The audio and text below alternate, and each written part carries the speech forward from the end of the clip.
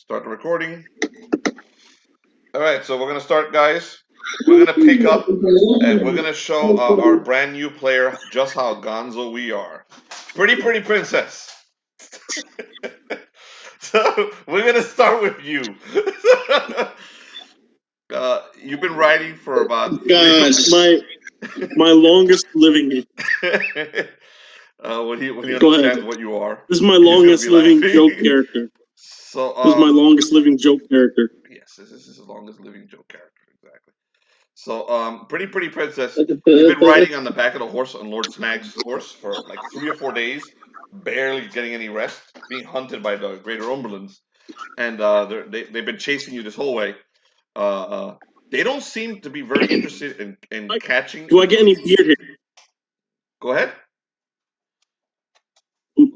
Am I able to steal any beard hairs from Lord Snag? Lord Snag doesn't have a beard, as he is a dragonborn. So, but he does have hair, so I'm sure you've stolen some of his hair. So to come out of the back of his I crown of spikes. I put her around the staff. He's like, I've seen you doing what you're doing. I don't understand what you're doing with it, but I see you. This is a conversation you happened during that occurred between you during the chase. Go ahead, show Kirk exactly how gonzo we really are. Oh, what are you talking about? You don't know nothing. I'm not collecting magic beard hairs. You're a fool.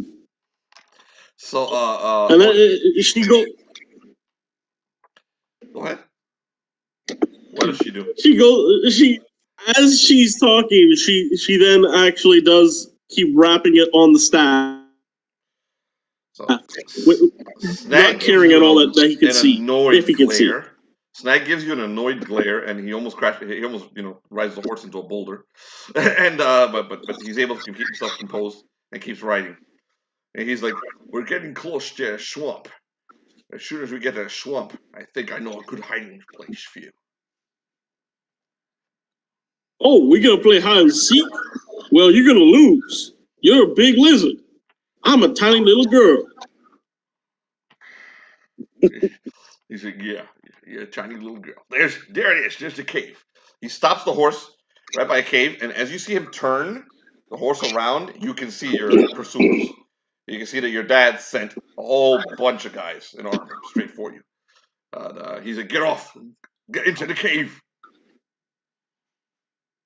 Oh man, we're gonna find some magic goblins here. I know it. Pretty princess unsheaths the great chaotic sword. Her massive, big, black, bulging muscles. At least that's what he sees. Oh, it's just a little girl with a stick for pretty princess. So, and then runs into the cave with the little cape behind her. I'm gonna show you. We're gonna put we're gonna switch over to the cave, an image of the cave, and also there you can see pretty princess looks like. So she runs into the cave. I was imagining Adventure Time characters. She is actually, just to give you a quick background though, your character, she's actually a child that was cursed, and everyone else sees that. It's just a kid that was cursed.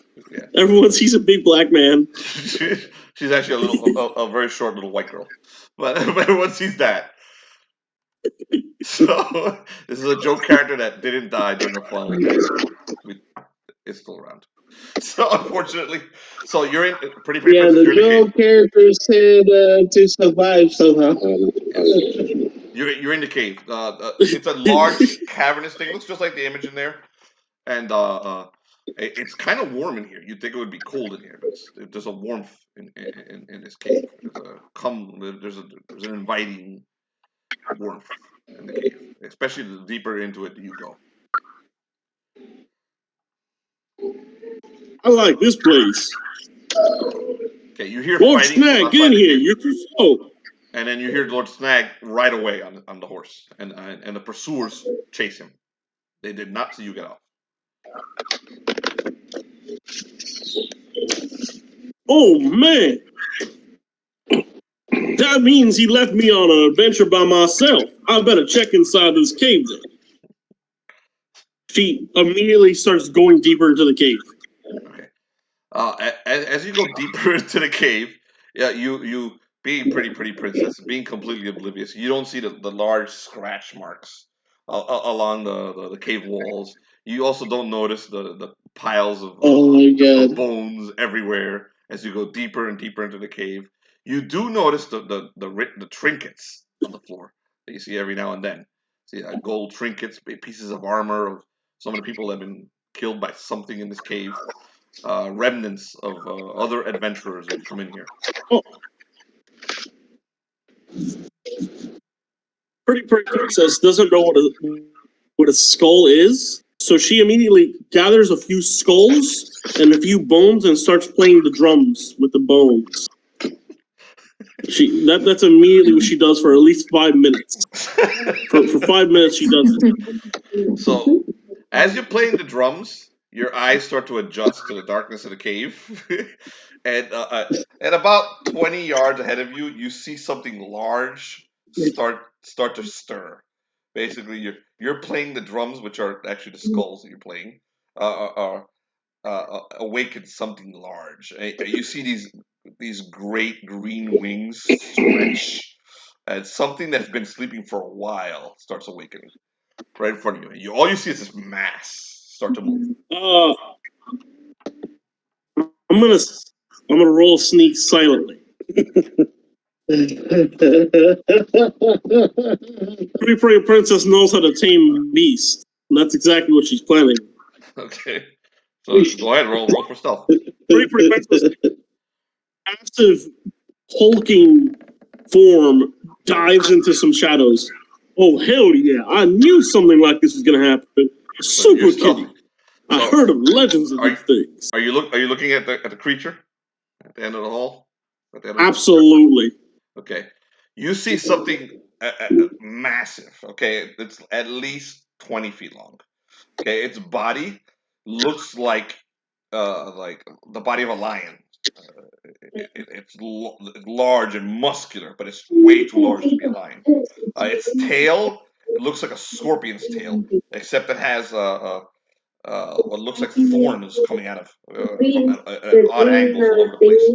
Its head is the most terrifying thing of all. It's got the mane like a lion, but its face is human, and it's got a large, long beard and diseased-looking eyes.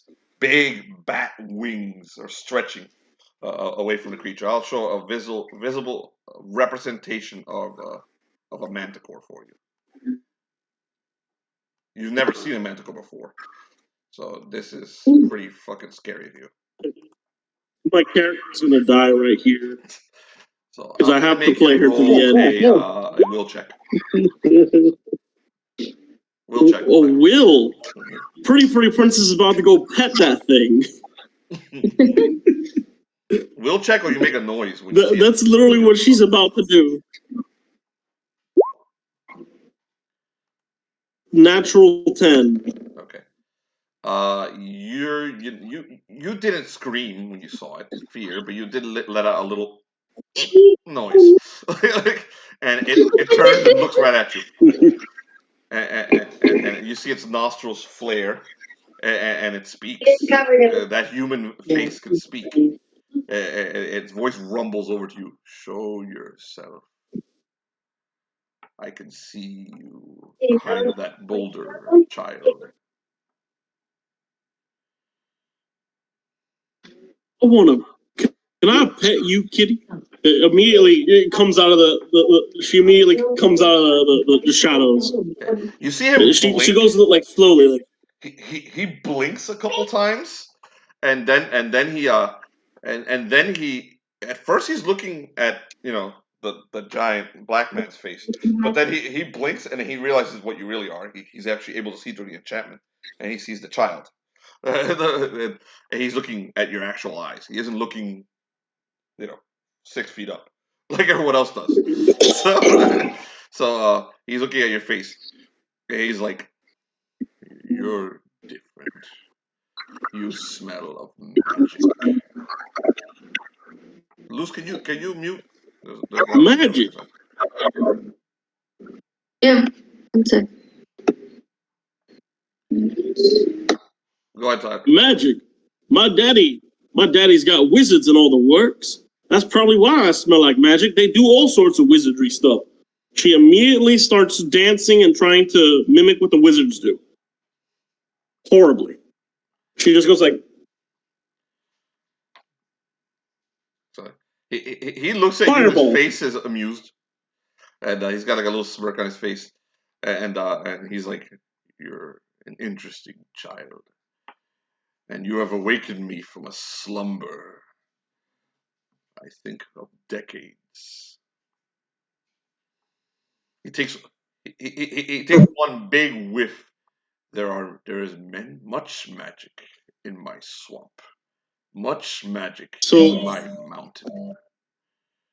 You this have this come makes to Pretty me. Pretty Princess super happy. Like her face lights up. I saved the kitty! She immediately hugs the manticore. The manticore is looking down at her like he's trying to decide whether to eat you or not. But then, but his nostrils continue to flare, and he continues to sense other things. You see his eyes turn to the left and to the right. He's like, all over my home, there is magic. Ah, take a look at this. She shows the staff with the magic beard hairs on it. This got magic too. This has got magic too. He stretches like a big cat and looks at your staff. And he's like, yes, yes, yes, it does, child. Lots of magic. So, one big paw steps over you, another big paw steps over you, and he starts walking towards the entrance. You can make yourself at home. I'm going to go find some food. The Pretty Pretty Princess follows the manticore's like, let's go get magic. Go get the magic. Waving the staff. Let's go get the magic. You said there's magic. I want more magic beard hairs. Okay, he lets you follow him, but when he gets outside, he spreads his wings. One more time, he tells you, Princess, you should probably stay in there while I clean up. It's going to be dangerous where I'm going. We can talk. Oh, look here for magic. I'll bring you food. We can talk when I come back. He spreads his wings. He runs back inside. He takes off. As you're turning around, you're basically looking at the spectacle of this huge animal flying away when the net comes down on top of you and captures you, and you're taken away by people wearing this helmet. Hold on 1 second. Where's the helmet? The helmet that resembles that face. Okay. And resembles that face. So hell no. bunch of people wearing a helmet Princess, like that face. goes haywire. And you're tossed in with a whole bunch of refugees and a bunch of other people, and they all look like crap, man. Everyone here's been here for a while. They've all been abused, and there's a group of maybe about 10 of these guys wearing the helmet, and within this group you meet somebody new, a gentleman by the name of Rohan, and Kirk, you're up. You a refugee that was captured by these. I'm gonna grab one of them so you guys can see what they look like. Hold on a second. These are the guys who caught you. They look like this. Thought I pulled it out. I guess I didn't. Oh, there. Yes, I did. Make it bigger. They look like that. There were 10 of these individuals. Uh-oh. They're riding like these giant lizard horse things with like 6 legs. They're carrying rifles on their backs. You may go ahead and roll an intelligence check and to know what a rifle is. Okay. Just play side dice. Add your bonuses. You're good. We don't do any special. Shooty. You do know what they are. Those are 18. boomsticks or rifles. You do know what they are. You have knowledge of them and you know how to use one. So these guys are carrying, but you've never seen exactly this type. These look are more advanced than the ones you've seen in some of the cities of Moonwind.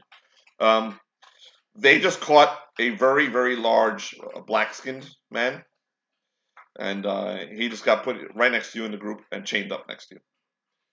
So go ahead. Oh man, this sucks. I need more magic beard hairs. I immediately attempt to take the beard hair from Rohan. I attempt to pluck one. Immediately. I basically try to like put my arms up to protect my beard, as well as kind of like elbow him in the face.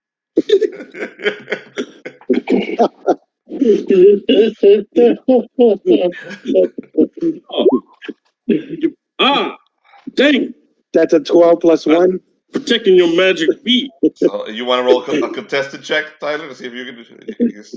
Pretty Princess is not trying. She's Okay. like, I need more magic beard hair. And she just goes on a whim. She's like, dang it. Most of So the other you pretty much refugees look like crap. They're really skinny. They're not, they're not.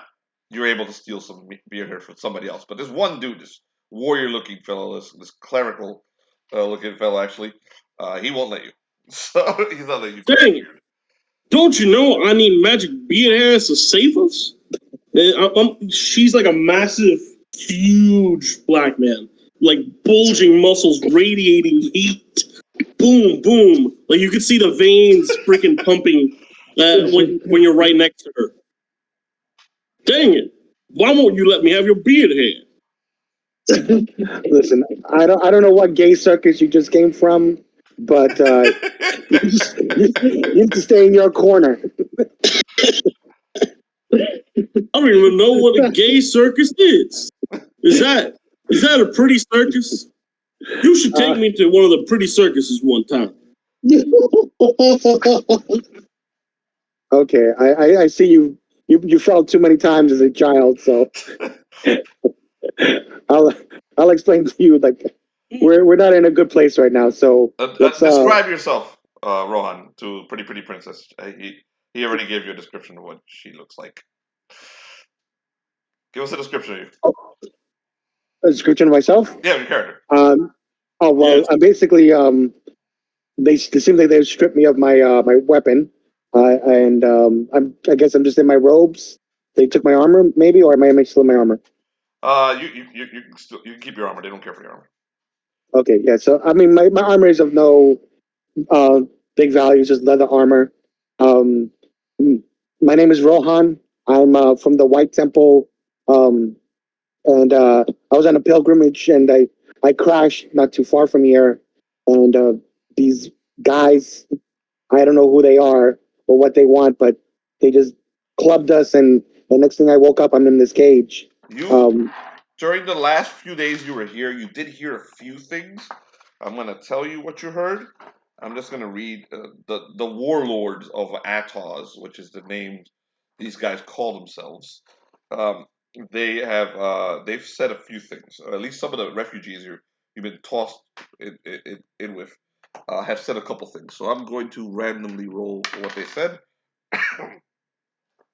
One of the other refugees told you that their kinsmen were surrendered to the warlords, but that anyone who wasn't human was burned alive by the warlords. They only took humans. That's all they wanted. And another one during these few days told you that the warlords themselves are many-legged mutants, about 12 feet tall with two heads. That these are not the warlords. There's something worse that these guys work for. The warlords themselves have been quiet. They haven't told you where they're taking you, but whatever they're taking you doesn't sound good. It's off in the distance, actually, so you can see every now and then you can see like a plume of smoke off in the distance, and that seems to be the direction they're taking you guys. So that's it. You guys may RP for a few minutes before I bring in the rest of the group. Get to know each other. We're telling each other stories. Well, I come from a kingdom, and I'm just a pretty princess. That's what you may call me. But that is what I am. I try my hardest not to laugh. Continue. When pretty pretty princess notices the laughter, and she immediately gets a smile herself, which isn't since it's not a little girl, it's not cute. It's a big. It's like she's like, yeah, it's amazing, isn't it? My daddy's a king, and he brought knights to go save me. And then I made friends with a big cat. Cat flew away, though. I should have jumped on his tail. I didn't think of that. She immediately steals a beard hair from someone else. The refugees don't seem to care. They're so depressed. They're not fighting back. They don't care. So this goes on for a couple days. The two of you travel. Pretty princess tells you stories about herself. All sorts of hallucinations about a magical kingdom called Kalandra, and her father really is a king, and a lizard man's got her here, and more stuff about the cat. And after a couple days, you wake up one morning, and you really went and found another bottle. Dog, sorry.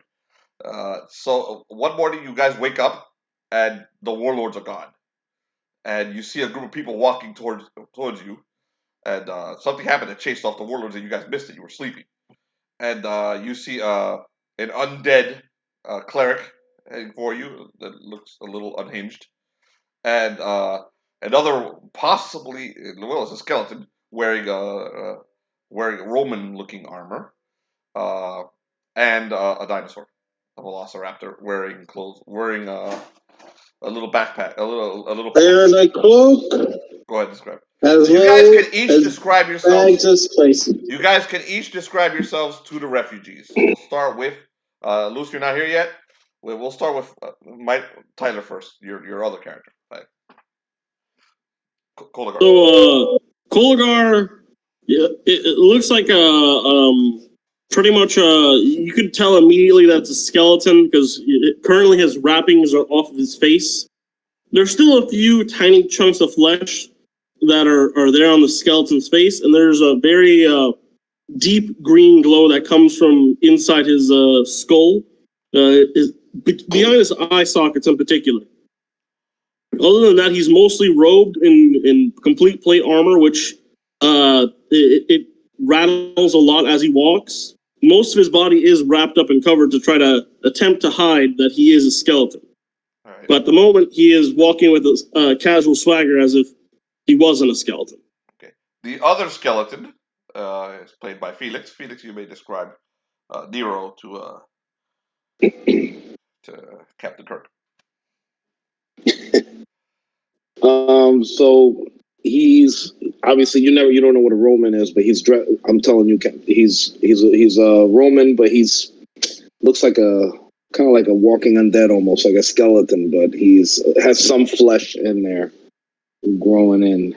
Now he has you see there's a dead like looking limb on the floor, and now he has a big winter soldier looking cybernetic arm, and he's kind of staring at it. Just acquired it. Krill, describe yourself. You see a velociraptor with a wizard's cloak, whole bunch of bags of spices, some of it leaking, as well as a decorative bunch of rings. It's a lot of cocaine. That's literally what he's selling. So they approach you. You guys approach the refugees. Among the refugees are Krill. You recognize Pretty Princess. You know her. So what do you guys do? The party. The other guys. The refugees are tied up. I start bandaging my wounds. But yeah, a couple of you are hurt. So whatever you're gonna do to heal those wounds, I know Felix's character's hurt, and I think somebody else got hurt. So, but are you gonna approach the refugees? You need to do your heal checks and rolls. I start. Okay.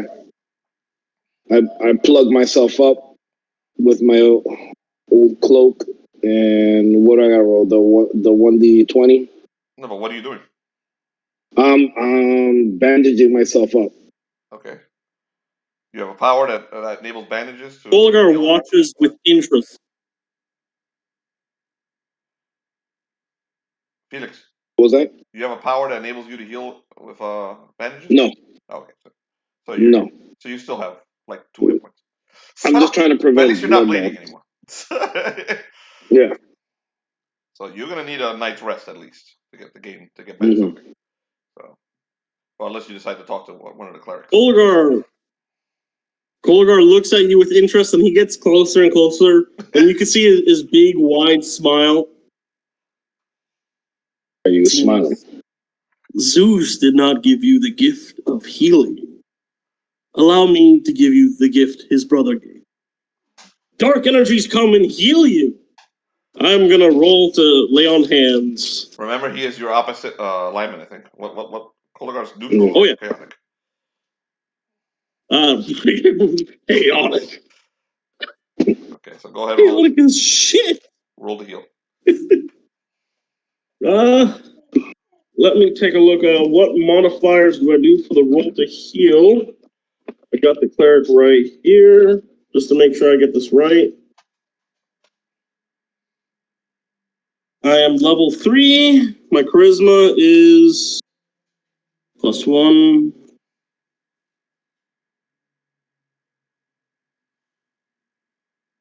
Why is this thing? Oh, here we go. So there we go. That's the roll. See, that's the 10. Let me see what I actually am able to give him. Let's see. I think. No. I think that's a failure. Yeah, that's a failure. Okay. You want me to check? Or So you I need to. No, that's a failure. It's a 10. It's a 10. Is there a patron? Anything? No, I don't think a 10 will give you any problems with patrons. Okay, so he attempts to heal you. You don't feel anything. Nero. Okay. While this is happening, while this ritual is occurring, what are you doing, Krill? Well, he decides to go on to the refugees and pretty much says, would anyone like some high quality of spices? Limited time offer discount for the first sample. Now you're healing. Krill's doing this. Oh, okay. You play Pretty Princess. Okay. Anyone take it? Am I close enough that I can speak to the party? You can speak to the Velociraptor. He's the only one who's approached you. And are we still caged up, or are we You're just not in a cage. chained up? You're chained up. You're in chains. We're chained up. You're the people who caught you are gone. You don't see them anymore. You missed what happened, but they're not here anymore. There's one of them dead on the floor. The worst one. The one dude that was wearing a red mask. He's dead on the floor. He looks like he's been mangled. And one of those lizard things is wandering around eating grass. But a Velociraptor walked up to you and is approaching you, and he's trying to sell stuff to you. He doesn't seem to have noticed that you guys are in chains. The other refugees don't look good. I mean, they look really sickly, but they're very happy to be rescued. They're running up to you, Krill. They're like, "Please release us." So I hold on, one at a time. One at a time. Who would like the spices first? I accept samples. I would like to take a closer look at your wares and what you have to sell, but can you please release me first? As I hold out my arms with that chained up. But of course. Now let us see. Where are the keys? Did anyone spot the keys? Are you gonna check the body of the overseer, the one that Nero killed? Sorry, are you talking to me, or I'm you're gonna talking check to the body of the overseer. Okay, so Krill returns. He checks the body. You find the set of keys, and on the overseer's body. All right, I found the key. And Krill heads back to the refugees. You released them all? Yep. Okay. So most of the refugees. Oh, and here's a little sample of the spice for each of you. So they take their spices. The first one eats a spice and grows these giant ears appear on the side of his head, and he's like, "Thank you, thank you." He runs away with these huge ears. The second one floats away. A third one just completely disappears.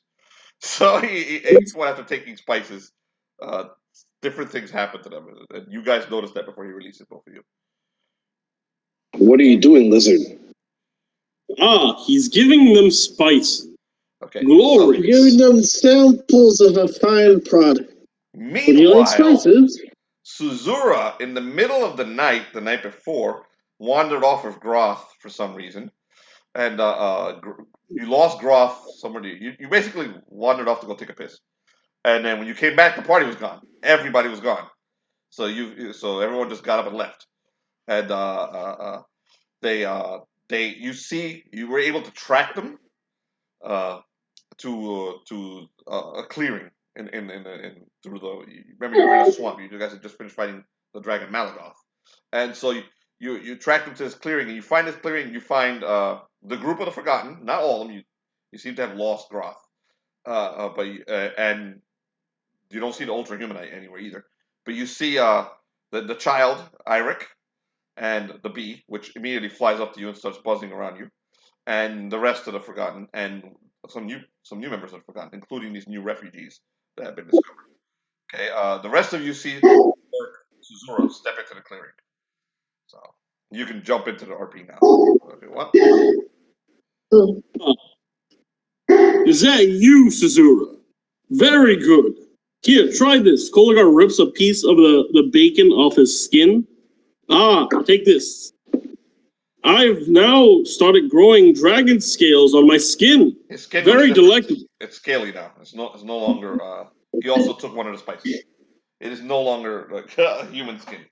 It's now scaly. I'm gonna go. Would you like to try some? The book that has spices. I think I'll pass. Shame. He immediately starts eating his own flesh. Yeah. And then he returns. You left me. I just went to take a piss, and you left me. You went to take a piss all night? I didn't sleep. I don't sleep, Suzurra. I'm undead. He removes the wrappings again. He's like undead.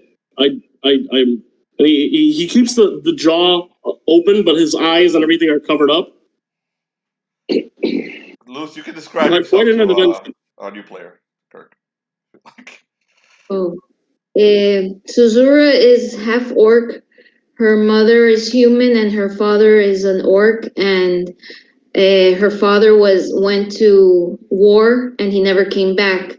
And then the mother was shunned from the orc family, so she took her daughter, which was me, and we went to live separately away from the group, and we were just outcasted. So when I grew up, I just left because no one accepted me, and I just happened to find this group of characters, and we just started traveling together and getting into trouble. She has anger control issues. Yes, I have a hard time accepting anybody, except for at one time Reddington. But then he also, because he was my drinking buddy, and then but he disappeared. And all the people Reddington has touched positively. And I think Belafron and I don't see much. I mean, we try to see eye to eye, but I have a lot of problems. I get into conflicts with Belafron all the time. But with Koligar, you eat eyeballs with him. Yeah, we shared eyeballs together. Delicious. Belafron's the easiest person to get along with. Oh yeah. And I carry a bag of snacks, which is usually like meat, because I'm always hungry. That's the only time that you'll see me happy, when I'm drinking and when I'm hungry, when I'm eating. So It's good to meet you, sir. So you're I all like- together, guys. You're, Off in the distance, guys, just describing to you, is a plume of smoke. The refugees, some of the ones before they run off, because all the ones have been mutated by Krill, run off. But you already know, the two of you who were captured, that's where the warlords were taking you. So also Mount Hajal still looms over you. The giant mountain that your mission is to go to the top of, is still there also. But it's actually beyond the cloud of smoke. The cloud of smoke is before the mountain. all right. I'm like, so who are you? I know Jupiter said that the world has changed, but you look like a woman, but you're green. Oh, her. She's a wonderful, delicate flower. Yes. Extremely endowed. then they give him a growl. Extremely endowed green woman. Oh, her muscles are bigger than mine when I was still breathing. My There's no name is muscles anymore. Suzurra. What is your name? What is your name? Augustus Flavius Nero. You may call me Nero. Very well, Nero. I sense another cleric. Who is this? It is a normal human. My goodness, you're not, am I showing my skull? You haven't run away. Krill, you didn't scare him. Did you give him spices? Who is this one? He immediately points That's at the about new to cleric. give you a sample. Would you like the sample? A normal looking person. My name is Rohan. Greetings. Thank you for releasing me. I have no idea where I am. I'm lost, and it looks like we were headed towards that plume of smoke, which I think would be wise to stay away from. Where were you headed? That sounds. Well, we were I was just rescued. I was just rescued by this group, and I don't know where I'm at either, so we're in the same place. But I'm glad to see someone normal looking like myself. You're no.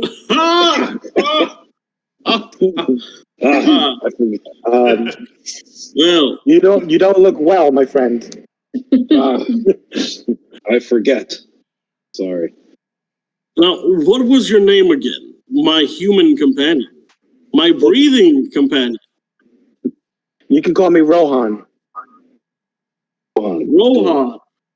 Rohan, what god do you serve? Because I feel as if you are a cleric as well.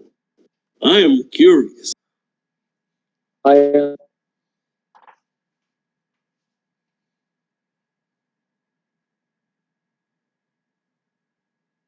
walk in her path to try and find balance between good and evil. Do you know the healing arts? He's a cleric.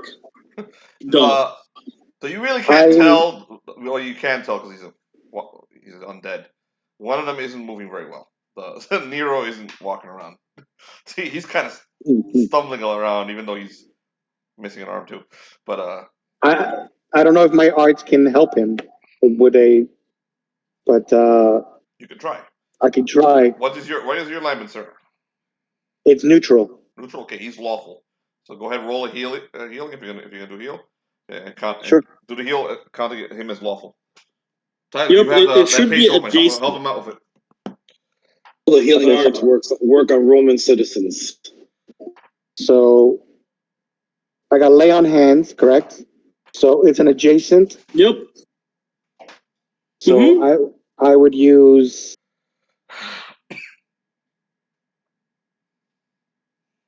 I'm a little confused with your level. Okay, so I'm level 1. I basically get a +4 But what die am I rolling to do the D20. D20? Okay, here we go. Yep. 8. That is a failure. To 12. It's a That's pass. 12. Never mind. That is not a failure. It's Yeah. one dice. I didn't add the bonus, so it's 8 plus 12. I mean, 8 plus 4. Excuse me. Okay.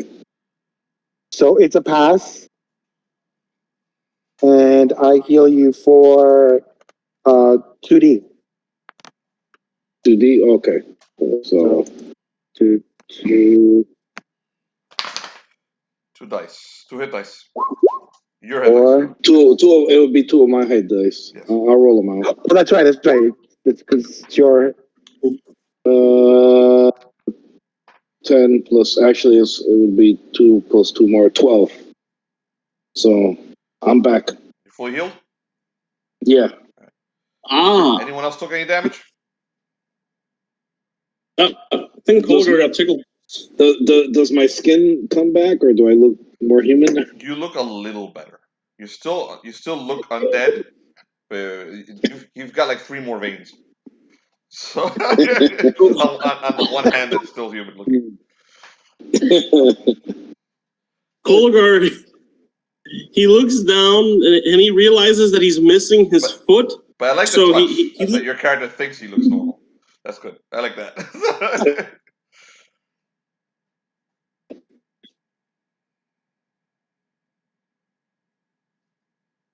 probably bandage those bones to like heal a little more Bones? properly. Oh. I'm fine. I'm okay. Well, if you need my healing arts, they're at your disposal. Thank you. I appreciate your help. So I just rolled for Koligar laying on hands on himself, which naturally was 21. So this translates to Koligar just looking for his foot and putting his foot back where it belongs, because he's been walking on a stump. He didn't even notice. Suzurra, you realize that that's Krill, who wasn't in this group before, but you know Krill. So Yes. you have met Krill before. So Krill, you also realize that's Suzurra. You know her. Both of you, I think, have Voltron thingies.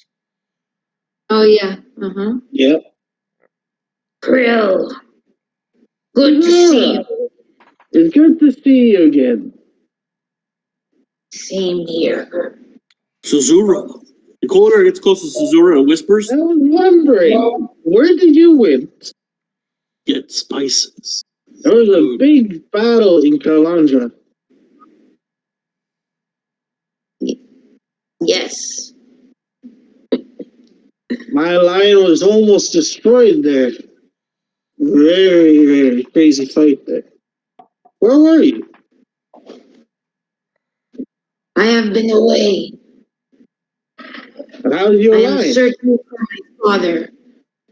I am searching for my father. I understand that he might still be alive. Ah. Which direction is the father? Which direction is the father? Yes. You're searching for your father? Yes, I am. I mean, you're just gonna wander until you find him. I'm sure we'll meet again somehow. Well, that's about as much chances as a kid being a dragon. Wait. He looks immediately at the kid that is a dragon.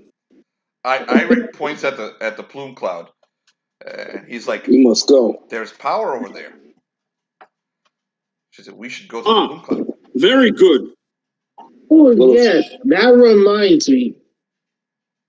So, Hold up. Irek gets the place where the refugees were at, and he starts to cast a spell. Okay. What spell you casting?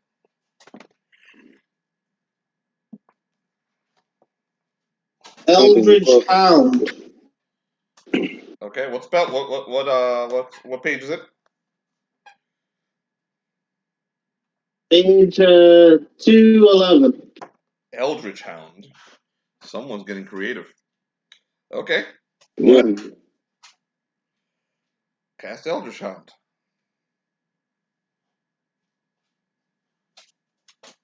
Second. Hold on, I'm gonna disconnect and reconnect with Jonathan. I barely see him.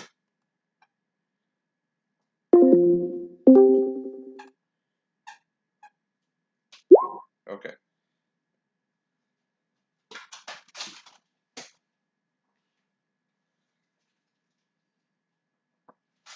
I got 22. You roll a 22. Roll manifestation.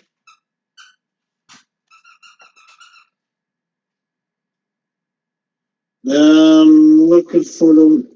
Oh,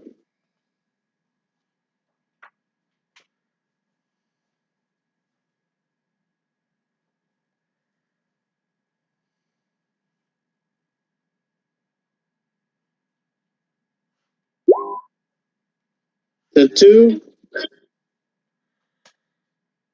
You roll a 2. Okay.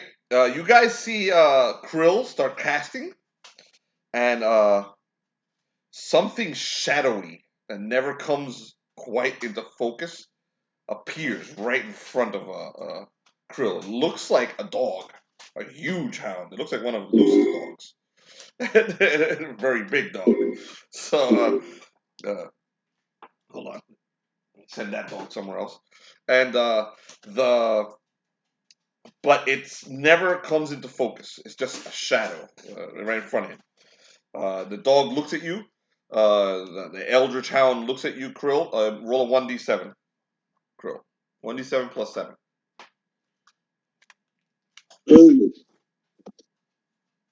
1d.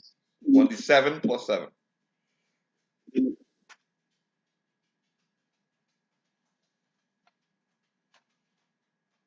1d7? Mm-hmm.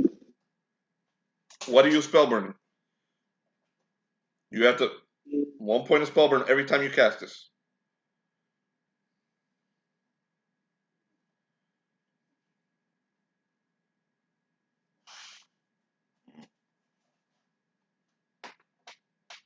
Give me a second.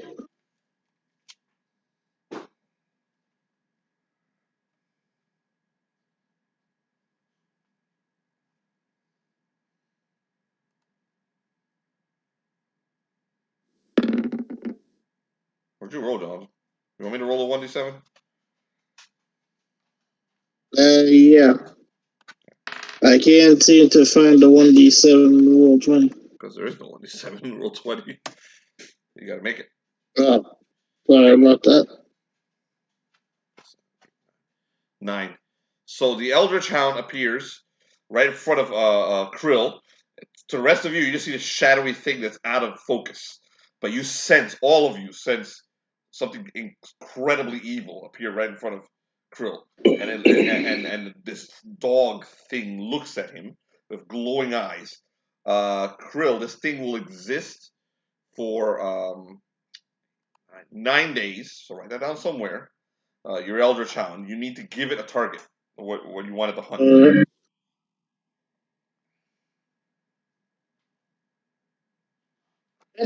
This Adam 2. So it howls, and it bolts away from and starts heading north towards that plume of smoke. This black creature you created. Okay. I have a question. Go ahead. Is Irek the Magnificent on the monkey? Is he still sitting on the monkey? No, he's just hanging out with you guys. He's walking around them. We should start heading that way. He's staring at the plume, which the black shadow hound that Krill summoned went in that direction also. Irek walks over to Krill, and he's like, "You sent him after the powerful being."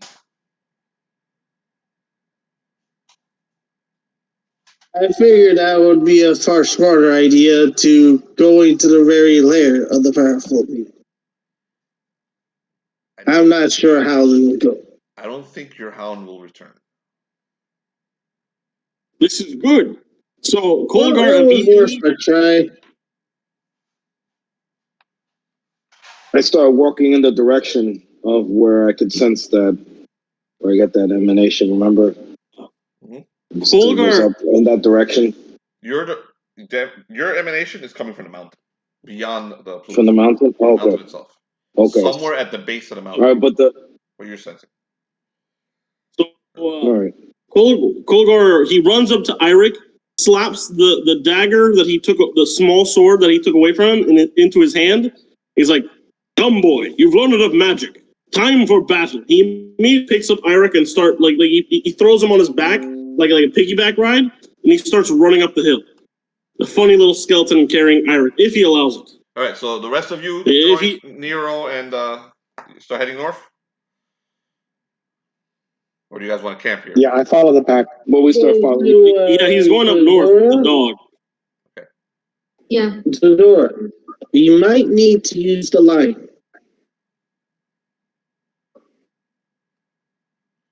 In there. In the puff of smoke.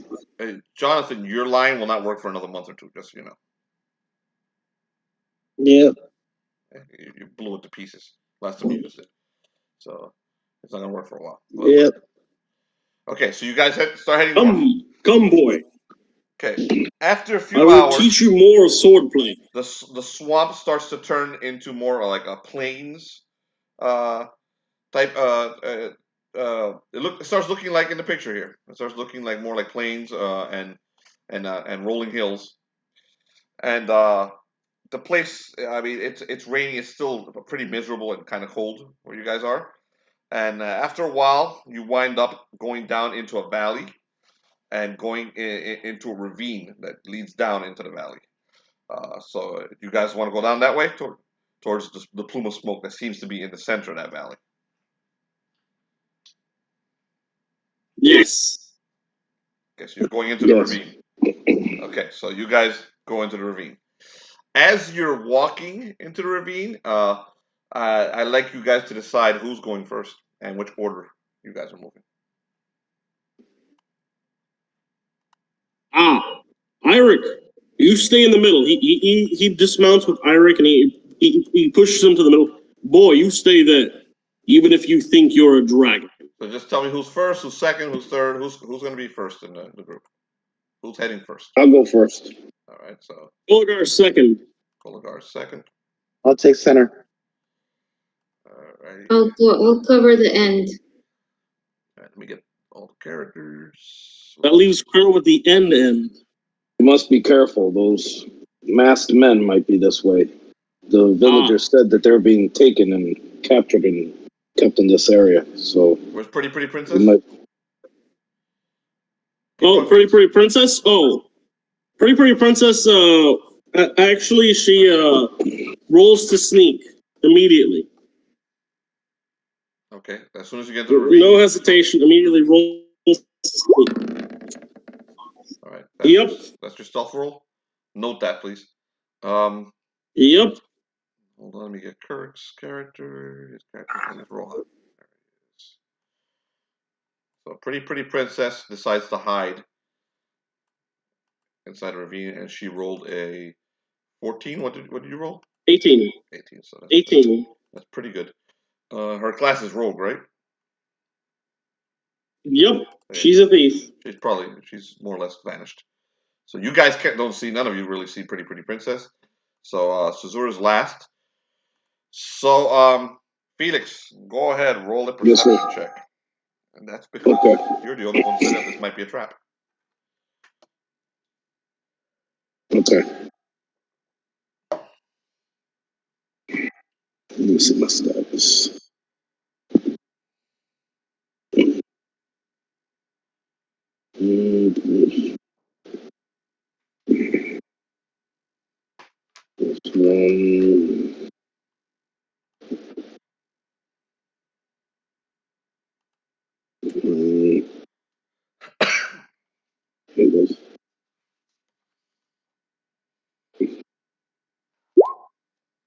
Ooh, nice. Yeah. Oh, wow. Good. That's the Excellent only roll. thing that saved you guys from a sneak attack. All right, you see the glint of one of those rifles above you in the ravine behind the tree, aimed at you guys. And as you're looking right at it, you notice that the glint is coming from the other side too, and that those 9 guys that you chased off are about to start shooting at you. So instead of them getting a free attack on you guys, you get to roll initiative. Everybody roll initiative. Okay. Rob! To arms, men! That's just Rob! Battle map up. For those of you who love the battle maps. Oh, Das ist gut. Just keep track of what you Pretty roll. princess. No Right. one can see her. 16 for me.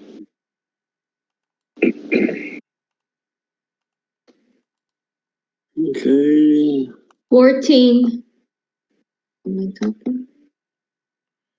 Roll a 16. Nero? Yes, 16. Zero roll a 14. Call out your numbers, please. Mhm.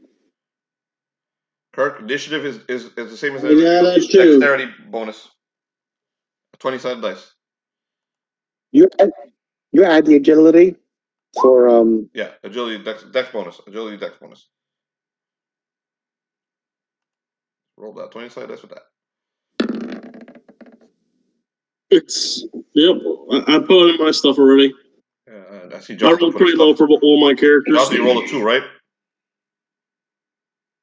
Yep. What'd you roll, Rohan? 6? All right. He's a bad guy. I Wait, no, that's just did it manually. I did it manually because I'm having technical difficulties. I rolled a 19. 19? Okay. The bad guys roll. The Warlords of Atoz roll. Okay. 20. Damn. Boom! What? I'm glad Pretty These assholes Princess is roll sneaky. really high, because last week I was rolling high too. It's the power behind their names. You gave them pictures, and the pictures gave them power. Mm-hmm. The Warlords fire down at you. Okay, I'm sorry, guys. So this is going to be painful. Tetsudo! Oh, shit, Armor man, I got class shields. on this one fires at a Nero. Armor class Nero. Tetsudo! Nobody has shields except for me. 20. 20. All right. Academy rifle +2. Boom. Seriously, I'm going to roll nothing but crits. Oh, I think that when you're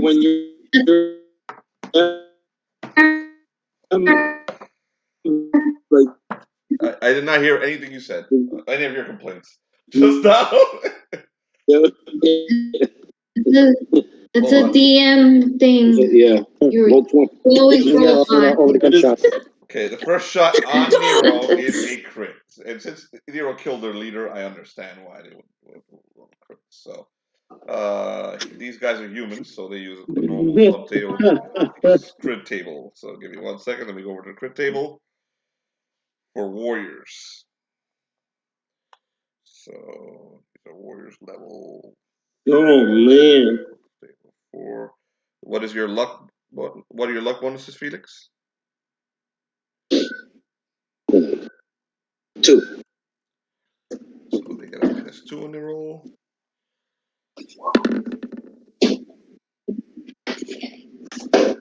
12.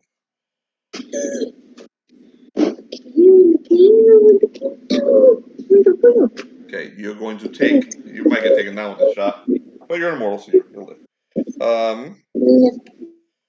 Take. You got hit right square in the freaking chest for a 1d8.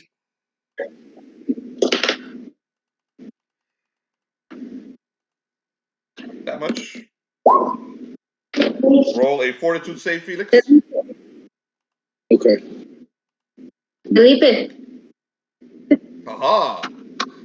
Is that the new girl? who's here? Hello. Uh-huh. New girl. 42 versus what? It's the anything hound that was specific? Just a summoned a moment bullet? ago. I can't wait to meet her. Release the hounds. Wait till you meet Abby. Your Eldritch Hound. Fucking 5. What'd you roll, Felix? 5? All right, 5. so you're gonna take an extra. That much. It explodes. Your chest Okay. explodes. Are you down? No. Then okay, because you're gonna go down there right now. You take that much too. 9. Okay. Now you're down, right? Okay. No. You've taken 9, Damn. 7, and 3. Still up. Okay. So you're Not by still much. up. You got hit But- hard. All right. By the hair of my ass. Yeah. Second one fires at Koligar. Hit him with the chest. Hit me! I'm made of bone! What's your armor class, Koligar? 17. Sorry, guys. So you get hit also. Roll a fortitude saving throw. You're gonna take this much damage. 8. Jesus Christ, this dice love the dungeon master today. 8 damage to begin with. Roll a fortitude saving throw. Alrighty. Oh, Yes! Take Give me an that additional extra damage, 1d6. baby. Woo! So 8 plus 5. Toma. 13 Let me get my damage, calculator. I think you need an abacus. Koligar. You still standing, Koligar? No, he's still alive. I just gotta do the number. None of them see pretty princess. Okay, this one over here fires at Suzurra. What's your armor class, Suzurra? 19.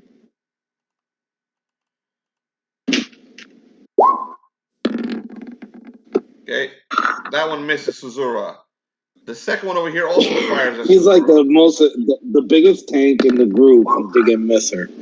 Oh. Is that a top guy? What is that? Felix just cursed you. So Is it a you're gonna 9 or take 19? 1d8 damage, loose. What? So 4 That damage. was a 9. That was a 9. I rolled Rethrow. twice. You got attacked by 2 of them. So I know you got a lot of hit points. Oh, So man. 4 damage for the second one. Roll a fortitude saving throw. Look at your fortitude bonus and go ahead and roll.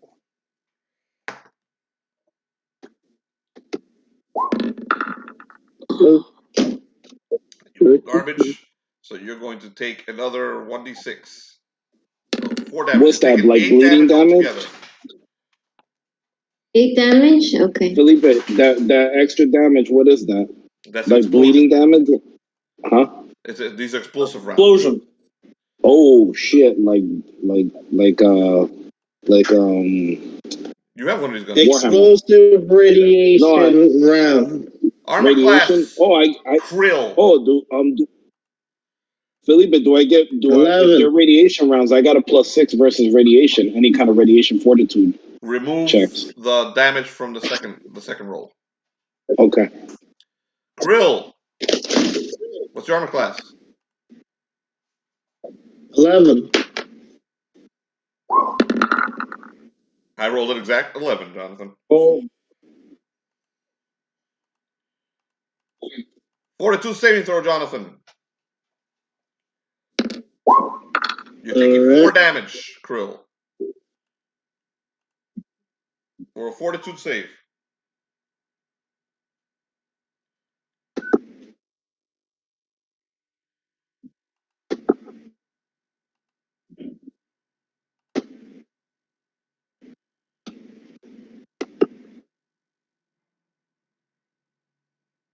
What is with your rolls, guys? It's 4 for fortitude. 10 damage altogether, Jonathan. Oh. Is Krill standing? Yeah. Barely, but standing. All right, then. Never walk into a ravine, guys. Another one attacks Suzurra. Crit. Sorry. All right, stop with those good rolls. Those crits. I still got 3 more. Let's see. Crit on Suzurra. Let's roll. Give me your luck bonuses, Luce. Luck. Hold on 1 sec. +1. 10? That's what you need? The number or They the fired at modifier? you. The gun, while you take the hit, your sword is able to deflect and it doesn't break because it's magical. But this would have actually broken your sword. So you're still gonna take damage though. Oh wow. Take this much damage. 3 and roll a fortitude saving throw.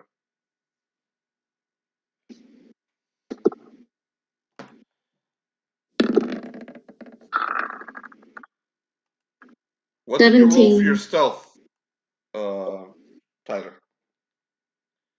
18. Luce, you made your saving throw. The explosive, the radiation shot did not do any additional damage. So you only took 3. So I did. Took 3. Oh, I'll take 3? Okay. You rolled an 18, Tyler? Yes.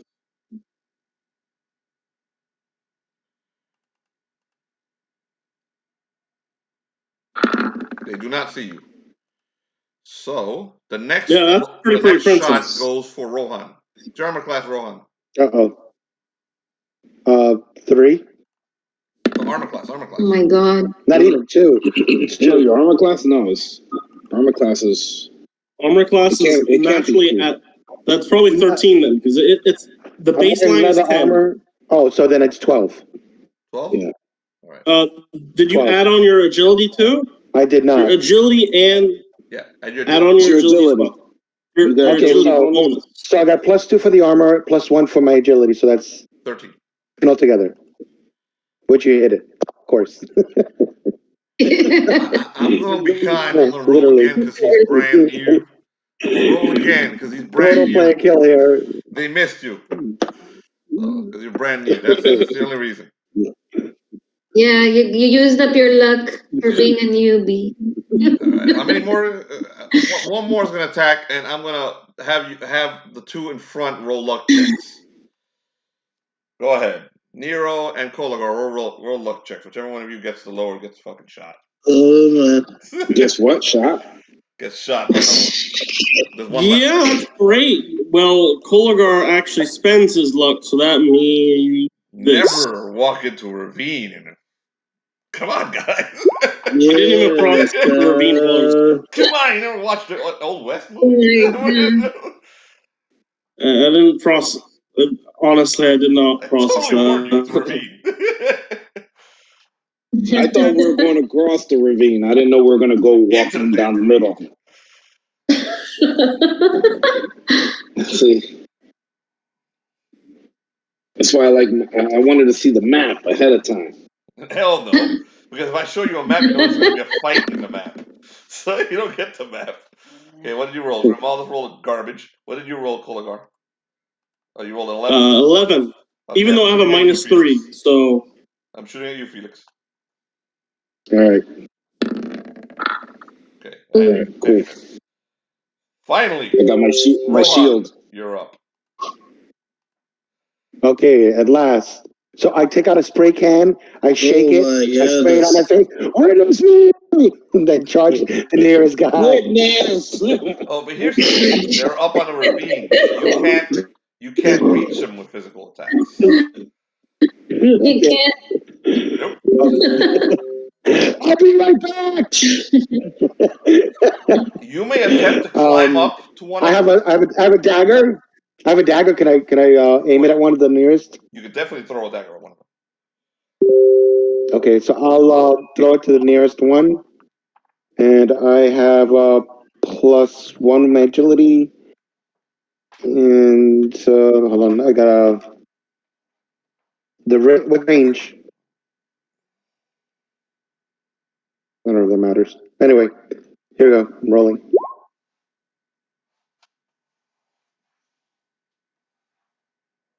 It worked.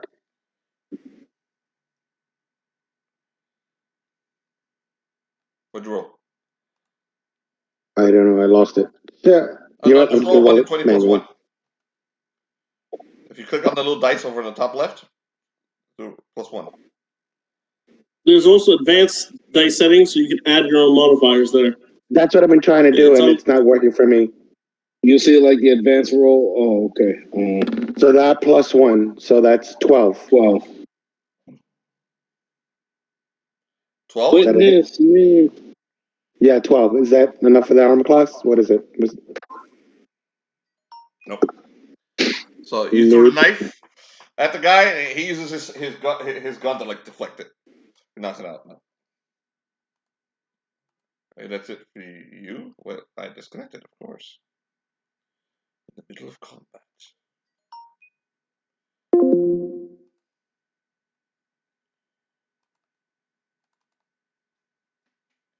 Really?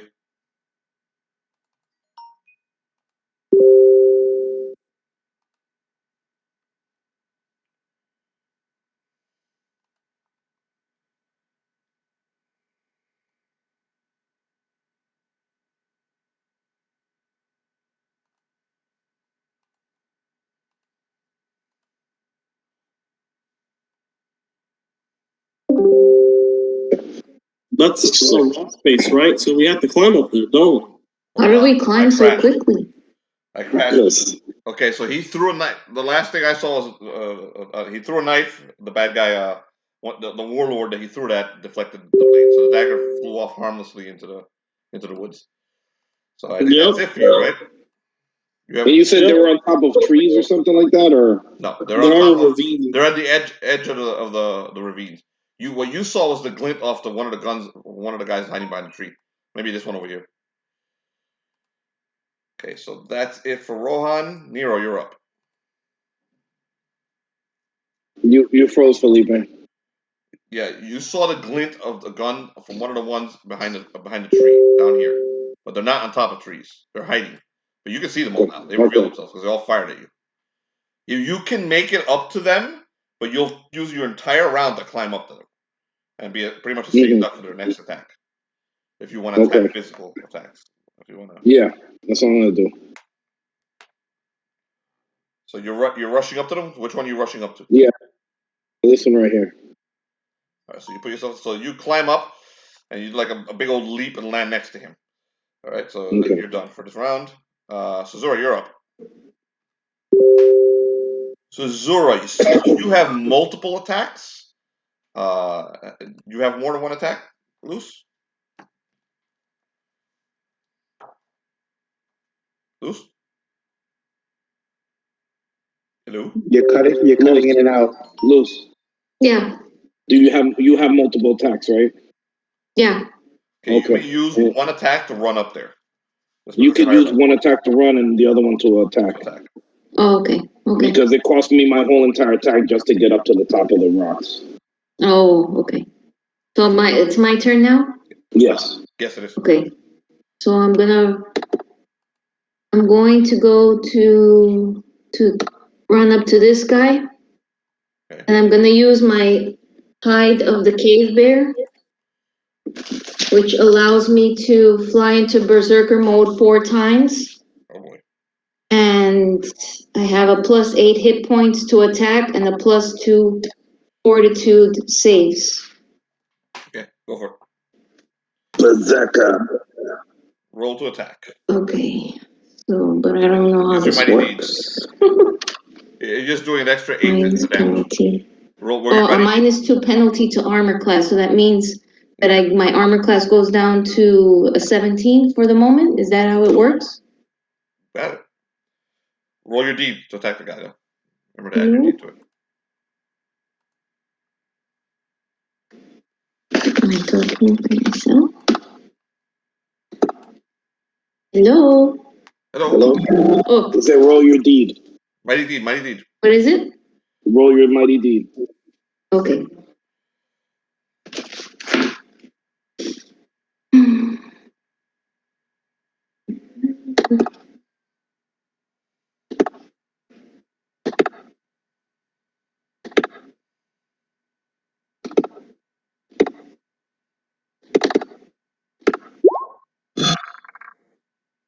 Three.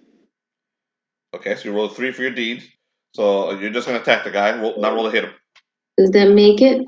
Well, you gotta hit him now. Yeah, I made it. Roll 1d20. Okay. Add that 3 and add your strength bonus and whatever bonuses you have from your weapon too.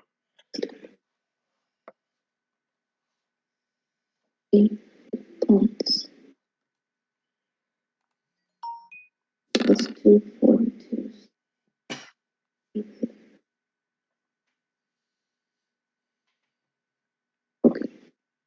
So I'm gonna attack that guy. This guy here. Okay. Roll him. 1d20 plus the 3 that you made from your deed, plus your strength bonuses, plus any bonuses you got from that berserker thing, and plus bonuses from your weapon. I know you have a magical weapon. Let's see. Let me silence this.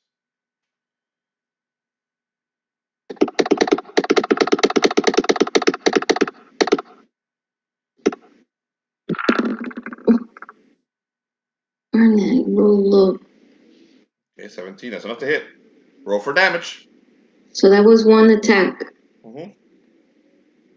You used that attack to run up here.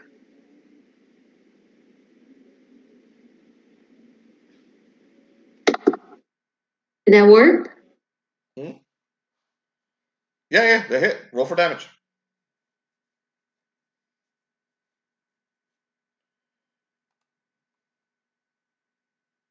Roll for damage, Luz.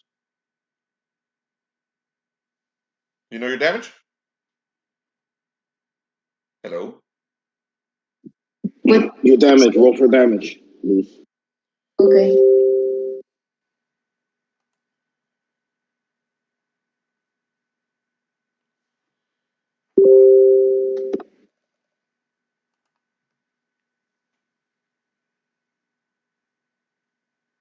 Hmm.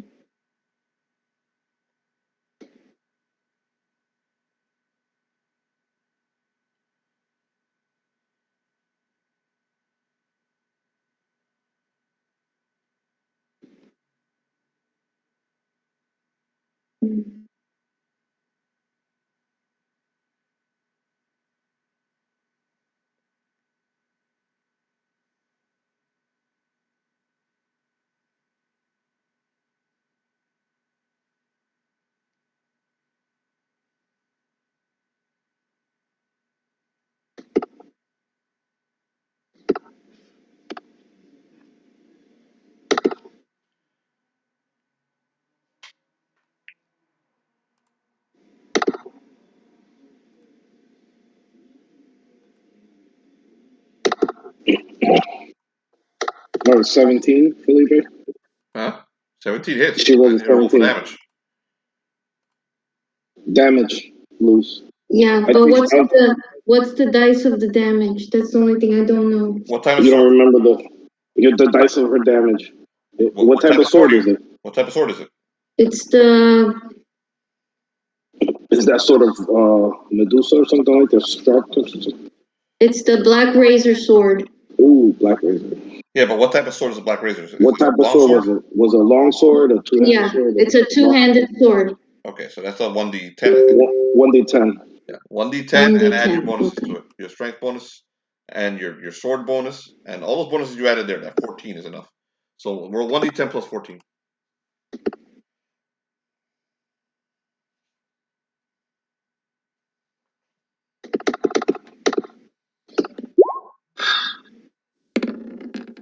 So 17 off. Okay, so you run up the hill. You basically leap. You guys all see this big old orc woman jump up, leap up, off the top of the hill, land right next to one of them, and chop him clear in half with her sword. He's dead. Jupiter's Okay, pretty princess, you're up. She actually was the wrong one, This is Felipe. an easy one. She immediately, sneaks over and starts climbing the wall. She doesn't quite understand what's going on, but she has the general idea. So she pretty much sneaks all the way up the wall and then, tries to stay hidden before she launches out for her sneak attack, which would be the next round because she can't attack this round. Okay, go ahead, roll another stealth check. Oh. Yeah. Oh. That's how it works. Every time you move, you gotta roll again.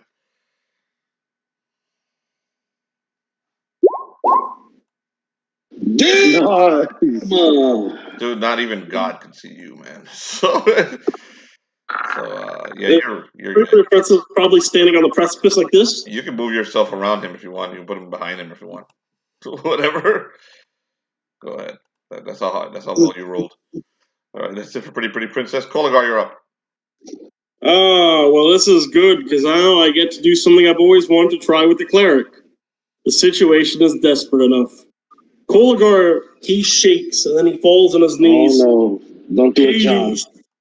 I have failed you! Save us! He sacrifices 10 stamina points and calls upon divine aid. What the hell are you doing, man? So you're summoning Hades. Go ahead and make your roll. Oh my goodness. He's pretty much saying, save us. Because we're all gonna die horrible. Unless we do the rational thing, which is surrender. You're calling out to your deity. Go ahead, roll. 23. All right then. This is a spell, right? Yeah, it's divine aid. Okay, go ahead. Give me the page number. I think it's just on 31. It's a spell. I just gotta decide what happens. Yep, it's on the right side of the thing. On the right side. Mm-hmm. I see it. Well, worshipper is entitled to beseech. Okay, beneficial.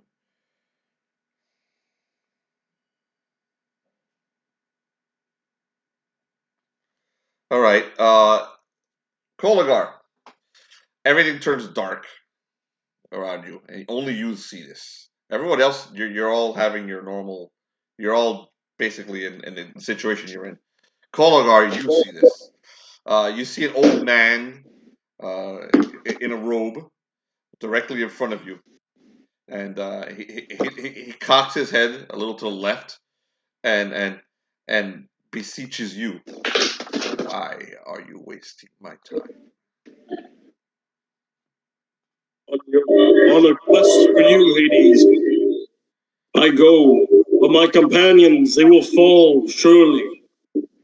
I ask for your help, for I do not feel I have the strength alone to overcome this.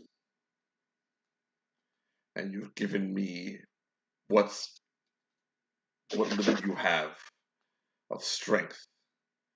When you have that, and he points at Stormbringer, you waste the gifts I've given you. Roll a 1d10. Hades, oh shit. No.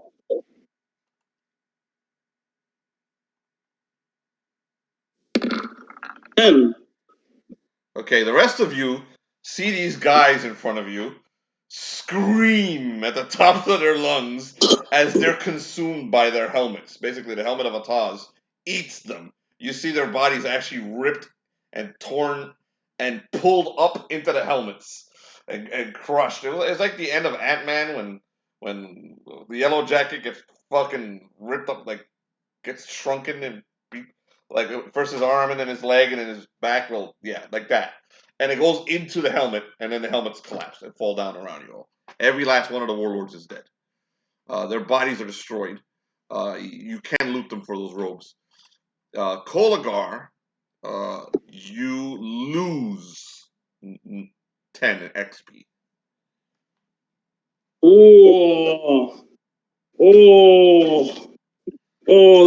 That's smart.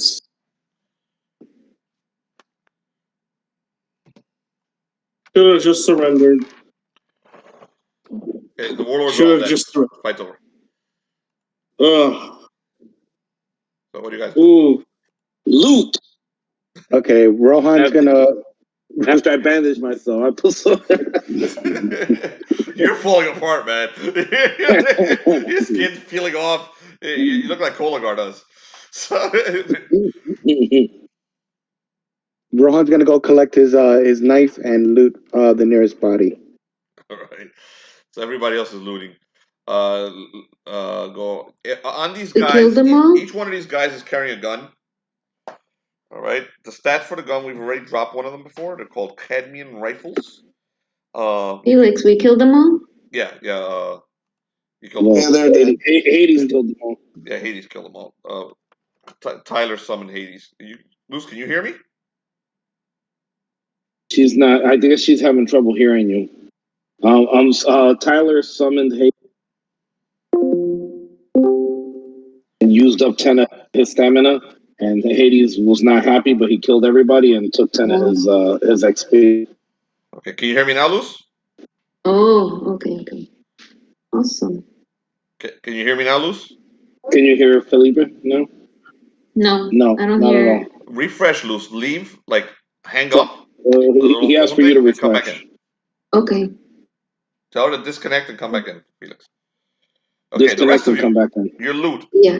Each one of these assholes is wearing a Mask of Atoz. The Mask of Atoz, these are those iron helmets. They look like those, like the face of their god that they worship. Is +1 armor class if you're wearing it. You also look like an asshole if you're wearing it. But if you want to take them, you can. You can loot one from each of them. There's 9 of these guys. Each one is carrying a cadmium rifles. The rifles do 1d8 explosive damage. The person who gets shot with them can roll a DC 12 fortitude save or take an additional 1d6 radiation damage. Each one of these guys is also wearing a Wooler cloak. The cloak will grant you 1 armor class, 1 extra AC. So those of you with low AC, take these. Add a +6 fortitude saves against radiation. Oh, that's what it does, Felix. It doesn't take away the fortitude. So you would have still taken. No, Don't worry about it. but it gives me a plus. But I would have made my You would have made the fortitude same. save. Okay, gotcha. So go ahead. Whichever one of you wants to take a gun, go ahead. 1d8 damage plus the fortitude save of DC 12 and an additional 1d6 damage if you're using the gun. Mask of Atoz gives you 1 extra AC, and you look like an asshole. The Wooler cloaks, which I think Nero already has one, gives you 1 extra AC armor class and +6 to fortitude saves against radiation. So that's all these guys have on them. So why don't we just all get one of each? Because there's more. There's There's right? plenty to go around for everyone. I mean, there's 9 of these. We should take these helmets and just be imposters, so that way we can avoid being ambushed. It is that's actually a good idea. I was actually going to suggest that because I figure since we're all taking the cloaks, we might as well carry them and put them on. That's a good idea. Great thinking there, Rohan. Do they have any? I don't like these rifle things. These such a unelegant weapon. Do they have any knives or swords or anything? Or they do not carry anything but the guns. There is a knife laying in the grass somewhere, but that was Rohan's. Oh, okay. I throw it back at Rohan. What does the rifle do again? So I can add that to Pretty Princess's arsenal. 1d8 explosive damage plus a DC 12 fortitude save, or an additional 1d6 radiation damage if they fail the DC 12 fortitude save. Please write this down. I don't want to keep coming back to this module. Hold on. What a DC 12 fortitude save or what? 1d6 radiation damage. Unlimited ammunition. These are laser guns. Okay, and what was the cloak doing? You add 1 armor to your armor class, 1 point to your armor class. You can raise your armor class as long as you're wearing the cloak. And you get a +6 to fortitude saves against radiation. +6 fortitude save to radiation. Okay. The helmet also adds 1 armor class. So those of you with a low armor class, this is good for you guys. Krill. Rohan. Yeah, I'm putting it on. Put this shit on. I'll make it look fast. It's Gucci now. All right. And those bandoliers, right? They have bandoliers. Nope. They didn't have the other guys have bandoliers. Yeah, they have bandoliers. That's fine. So you can look like Sean Connery in Zardoz. Like Sean Connery, running around my underwear. Yep. That's what these guys are based on. This is based on Zardoz, the movie. If you haven't seen that, you really should. What is it called? Zardoz? Zardoz. Zardoz. It's with Sean Connery from the 70s. It's a trip. It's a total trip. The cloak has +1 AC and +6 radiation saves. +6 to radiation saves, fortitude saves. Okay.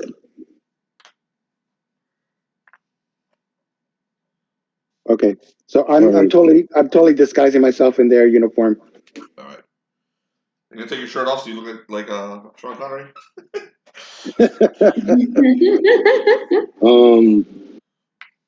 I'll keep the leather. I'll keep the my leather armor on just I cause. have. Do they have any food on them? The basic stuff. Okay, because I haven't eaten over 5,000 years, so this is good stuff right So now. you guys watch this horrible, disgusting mess as the Roman centurion with no flesh tries to eat. And you can see the food trying to digest, but it just falls out from his insides. So, Nasty. will you continue down into the valley now? I'm gonna Or do you want roll to up rest? to heal myself. Do you guys want to camp for a night? Yeah, we're gonna have to camp. How far are we from the smoke? You're not too far, as a matter of fact. You can All now right, see let's go. you can see that it's in the middle of the valley. You can see some lights as it's starting to get dark. It's coming from the middle of the center of the valley. Can we judge the distance? Is it like a kilometer away or half kilometer away? Maybe 6 or 7 kilometers away.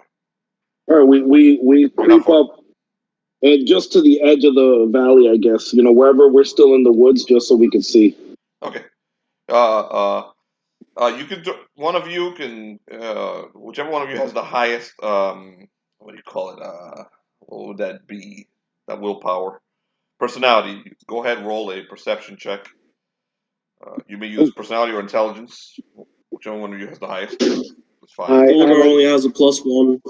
I got a +3. All right, so Puppy. that's the highest right Do there. it. There you go. So go ahead, Irek, roll a perception check, and I'll let you know if there's any enemies in the area. All right, 1 second. Set up camp. What? Oh my god. What'd you roll? Okay, I got I rolled a 1 +3. That's You are terrible. very confident that there's nothing in the area. But you really have no fucking clue. So let's take a 5-minute break to go bathroom, guys, and then we'll pick up our Okay. All right? All right. No, thanks. Then we'll do the last half hour. What's up? Can I place? I'm playing. You start recording again? Okay, we're good. We're starting. So we're going to pick up exactly where we left off. You guys decide to camp. While you're camping, some of you need to heal, because I know Krill's fucking hurt. So, Yeah. Oh yes, I'm down if to you're 2 going to do HP. clerical healing, remember camping in this game is you get 1 hit point. So kiss DCC's ass. So you will heal back automatically 1 hit point for camping overnight. So go ahead. Those of you who are hurt, heal back 1 hit point, and then go ahead and use the clerics. Go ahead, you can heal each other, do whatever you do. Krill, if you have. I've already. Koligar already healed himself to max. He goes over. He's gonna go straight over to Krill. He's like, "No, you have so much to do. More spices." He immediately he gives Krill the touch. What alignment are you, Krill? Don't you dare tell me you're neutral. You're chaos, right? No, he's Yeah, neutral. yeah. He'll sell. I thought you was neutral Thought so. because you sell to anyone. Krill's pure chaos. I'd be surprised if he was neutral. I'd be totally surprised. Yeah. That dude's chaos. Here we go. Let's see. Yep, Hades favors you, man. That's 3 dice. 3 hit dice. Do 3 hit dice. You may also heal back a little of your stamina, Tyler. How much? 1. Cool. So for the hit dice, or 3 of your hit dice, Tyler, Jonathan. So whatever Krill's hit dice are, I think 1d4, 1d6. I think he's what? The Velociraptor is 1d6. That's 1d4. You're a wizard. Shit. No, he's a sorcerer raptor. He's different. Excuse me, Rohan. Would you be able to do more of your healing arts? Yes, I can. Let me get on my. Jonathan, I think your hit dice is a d6. Jonathan, check the sorcerer raptor. Yeah, just looked at it right here. Okay. rolling right now. If you're not at full health, guys, tell 13. each other. Don't walk around without full health. Suzurra also took some hits. So I rolled a 15, which is a success. Right. So Felix rolled 3 dice. 3 of your hit Okay, I dice. got full health now. Okay, good. Philippe, a question. Since I didn't use all 4 berserker times, do I still lose half of my health? I'm full. Because it says that once I finish the rage, I lose half my health. That's okay, Luz. No. And you get small and you look like Bruce Banner. No, that's okay, Luz. I'm not gonna take it away. You're good. You're good. Forget that. We're gonna make pretend it didn't happen to you. Okay. So Yeah. So, So I need a little bit of healing. Your eyes turn green and you start getting smaller and smaller and scrawny. And you look like a little nerdy girl from high school. before Koligar goes to sleep, before Koligar climbs up on a tree and keeps watch because he's a skeleton, he notices Suzurra is wounded. He's like, here. He looks around in his spine, he pulls out eyeball, and it's really rotten. Oh, I would have given you this, but it's no longer fresh. He flicks it away. I guess I'll just have to heal you normally. Dark energies come and surround you. Right. So how many do I get? It fails. Oh. Well. Hades does not favor you.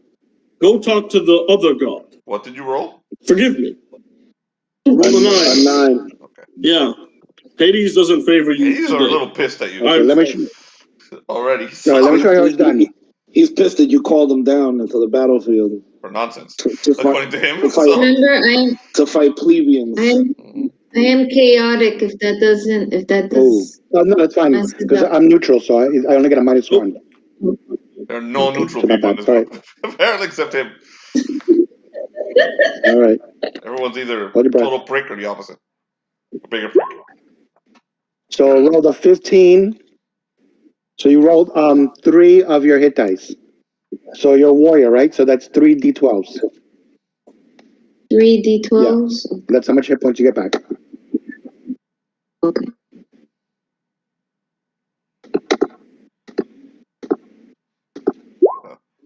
As the healings are happening, the child that's been following the group, that's been with the group, Irek, Okay, thank you. You're welcome. walks up to Rohan. So Rohan, the little elven child that's with the group, walks up to you and looks up to you. You're like my father. You're completely different from the rest of them. You're a person, human.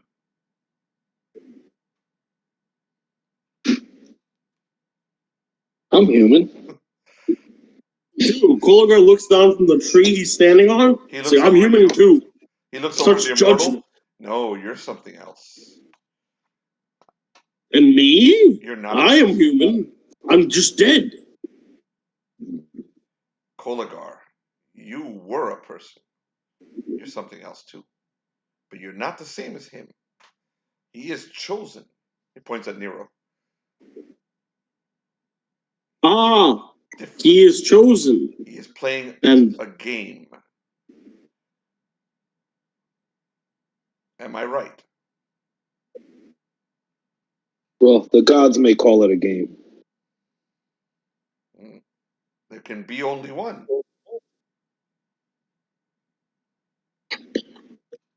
Very good. And I know one's close. I can't tell that. I can tell that you're going to a very bad place. And not all of us will get out of there. well, seeing that my energy is diminished, I may not come out of there myself. Jupiter willing. Considering that I almost died today by explosive rounds of radiation, yes, that might be the case. I Jupiter think. willing, we'll all make it out. Well, Pluto isn't very happy with me. I can tell. Yes, but Pluto saved your ass. Lest we forget that. but he was quite angry with you. You called him down to attack plebeians, not something he'd be The from. bee flies over to Koligar's head and lands on his head. He doesn't even notice that because he's so pissed off. He's like, I'm sorry, what did you say? Skeleton, you were going to die. No. And then all of our quests would be... You called him down to attack plebeians, and that would insult him. Well, I follow his will, even if I do not make the best decisions, my fragile friend. Is there something on my head? You have a large bee on your head. The largest I've ever seen. The bee just it's doing whatever bees do to go to sleep. Just curling up into itself and going to sleep on top of Koligar's head. This is my fate. He accepts it. He doesn't move. He stays on the tree and he's like, this is what I want. Would you like a spice? Uh-oh. Koligar flicks a pebble at Krill. Leave me be. I'm gonna pick me up. Quality stuff. Felipe, Nero goes to like the edge of the canyon. He climbs up one of the trees and he just watches the area. He's trying to see if they're sending out patrols or anything like that or Are you whatever. gonna try and get a better look at their camp? Yes. Okay, go for it. From a tree on the edge. Another tree. Climb the tree. Okay. Go find another tree. I'm already up here. Make There are undead on the trees. Make a dex roll. You don't have to roll high. You can roll very low. Just don't roll a 1 because you're gonna fall. That's pretty much it. Yeah. For a roll. Koligar's already up the tree. He's already been on a tree. You're not on a tree. All right. You're sitting there I made it. hoping. So I didn't roll a 1, so I climbed. yeah, that's all that matters. You didn't roll a 1. All right, the camp. You can see the camp from where you're at. The camp is large. Okay, and there are lots of the warlords in the camp, and hundreds of the warlords in the camp. Okay, I'm going to give you a brief description of it.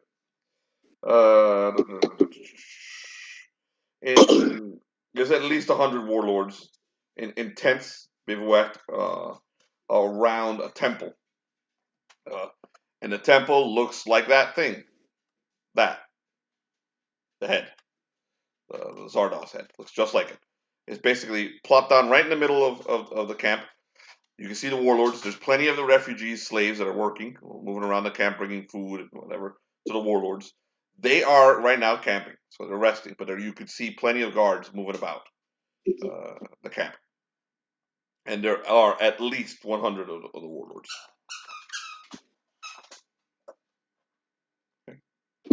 Okay, so I stay up there and I just watch them. Okay. After a few minutes, you realize that Irek's sitting on the branch right next to you. Hello, child. What are you doing here? Irek points at the temple. In there is the power. Great power. Yes. Are you going there, Roman? I am. There's something evil there, and it's been injuring the people in this area, and I'll do the best that I can to stop it. I'm gonna go see if I can find the gorilla. Maybe he can help you. The gorilla? The humanite, the ultra humanite. Sure. So he leaps off the branch and vanishes into the woods to go try and find John wherever he's at. So, does any of you want to talk to each other? You want to RP with each other before we go to morning? You want to say to each other? Do I notice anything? Patrols going out or anything like that? There are patrols, but none coming in your direction. Okay. There are patrols all over. The temple has 2 guards in front of it. Okay. You may be able to sneak through the camp in the group using somebody with high stealth. Or you can attempt the idea that Kirk had of dressing up as warlords and trying to walk up to the temple. So, or you can do the frontal approach and get killed. Okay, I go back to the group. I've been watching, and it seems like they have patrols heading out, but nothing in our area. I think our best bet is going to be sneak past them. There's hundreds of them there. So we could probably use Rohan's idea of dressing like the enemy. But we'll still go in the cover of night. We could probably go in. It's getting close to morning, but we should go before the first light. I agree. In the dark. Yeah. In the cover of dark. In the cover of I darkness. Because I'm sure even with these costumes, if we wait till daylight, somebody will spot us. Felix, I have a question. Does your character have any remaining beard hair? I had a beard, but do I? I have a beautiful beard. Well, pretty Princess is going to roll the pickpocket what's remaining of your character's beard.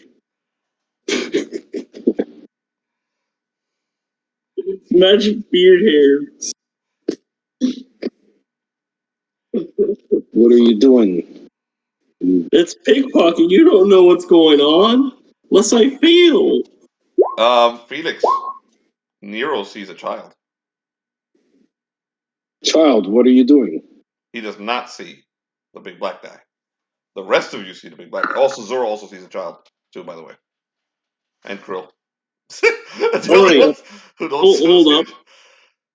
Pretty Princess, I made a roll to steal that beard hair. Do I succeed? Felix, you may contest the theft of your beard hair. You rolled pretty high. Using either strength or dexterity. Okay. I use strength. You can use strength to see me. Strength to stop you. You said I could use. You didn't. Oh, you're pickpocketing. I'm sorry. It has to be dexterity. Yeah. Okay. I thought you were just walking up and yanking it. No, Pretty Princess steals it without you looking. All right, go ahead. Dex, Felix. So if we're equal. You're equal, roll. so yeah. It's like you stop right in front of each other and you look at each other. So, I stop the hand. What are you doing? I need that magic beard hair. My beard hair is not magic. You don't know that. No, it's quite beautiful. I groom it every day. But what are you talking about? Magic. Beautiful. What, are you okay? You see the little girl's hand starts flailing and smacking you? Give me that magic beard hair. And the rest of you see like a massive black man wailing on him. Like it looks like I'm killing him. Don't worry, little girl. Next time I shave, I'll give you some of my wondrous hair. No. Felix, are you gonna do a mustache for this character also? Yes, I am. Okay. After you kill the first immortal. Yes. We can also let Kirk know about the magic mushroom, magic. Yeah, in DCC they have like magic mustaches and beards and stuff. Yeah, in the annual there are rules for magic mustache. If you want to grow a magic mustache, let us know. Kirk. So Krill is a alchemist. Is that why you like looking for parts and pieces? No, he's a sorcerer. He's a special class. Okay. He's actually a wizard, but his profession is merchant. So he sells things. Yeah. He sells drugs. And there's a story behind it. I can also enhance things. There's a long story behind it, and maybe one day they'll We'll save for another time. Yeah. All right, so let's get back on point. So, okay, so we wait till while it's still dark. Kirk, have you ever seen Soylent Green? Yes. Okay, that's the story behind Krill. Krill spices. No, oh no. What they're made of. They're made of people. They're made of people. Okay, go ahead. What you got? All right, so you head down to the temple. I'm going to give you a full description as you head down towards the camp, okay? All right. As morning approaches, you climb to the top of the rise over the grassy plains and behold a sight that sends rad chills down your spine. This is a MCC phrases, so I'm going to try and skip them. The land before you has been transformed. The warlords have cut a wide circular swath out of the blood-grass savanna, much larger than any of the villages you've seen in this area. Okay, patrols of the mounted warlords move in lazy, loped circles around the entire area. The outer area seems to be mostly bare earth, as hundreds of human slaves are tending to rows of tang fruit bushes, all arranged in some maddening regular order. Inside that ring of activity, which is winding down for the day, you see dozens of oxen hide tents with at least 100 warlords bivouacked among them. And at the center of the encampment, you see it, taller than your tallest huts, the gleaming temple of Atoz. The temple is formed into the shape of the giant head, several stories tall, and its shape exactly mimics the warlord's helmets, except in size and scale, with its open, gaping mouth forming an opening and entrance to the temple. The slaves seem to be walking in and out of the entrance while under guard, carrying in woven baskets of tang fruit and bringing back out large wooden chests. All right, so you gonna attempt to sneak? So we put on our costumes and we go while it's we're gonna go at nighttime. Attempt to cast a spell.